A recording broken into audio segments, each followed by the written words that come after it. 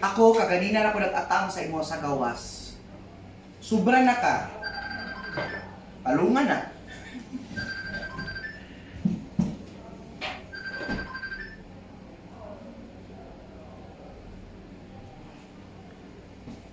Kaganina na ako nag-atang sa imo sa Nga nung gawas. mag-atang man ka nga pwede makamukol. Alangan, last time nangutang ka sa ako, di ba? Nya. Man, wala naman po ka nangutang ikaduha. Ito ako kwarta. Dagan ako kwarta.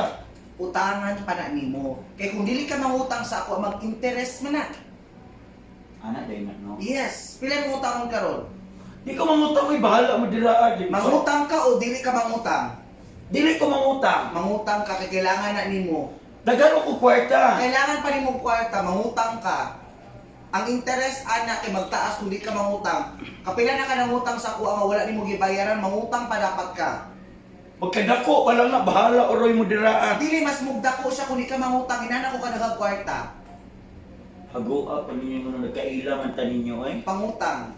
Di ko eh. Hala mo diraan. Di ka mangutang, di man magdako imong interest ha. Dili ko. Excuse me. Ikaw mangutang ka.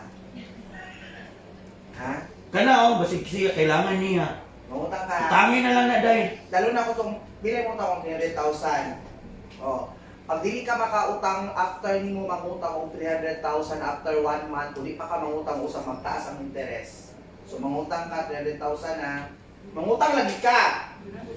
Ha, dapat tulo si ko. Dai, Tingnan na, basig mamutang na. mangutang ka. Dapat record to. Saan naman yung mga tao dili? Uy! Dapat mangutang sila! Hay, nako! Hala mo eh.